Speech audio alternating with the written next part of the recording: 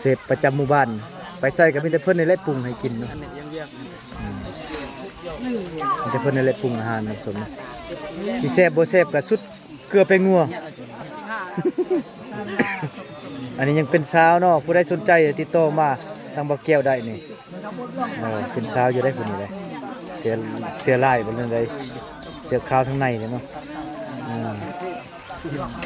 กำลังปรุงอาหารนะครับทุกนี่แหละบรรยากาศในงานแต่งประมาณนี้เนาะเขตชนบทเฮาก็บ่มีหยังมากมายบ่ต้องทำหาว่า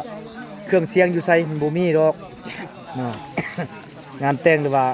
งานดองในชนบทก็ประมาณนี้เนาะมากินข้าวกินน้ำแล้วก็กลับบัดนี้บ่มีหยังมากมายเด้อครับสิ่งนี้นี่ผู้สาวเขายังโสดเด้อเนี่ยสาวคนนี้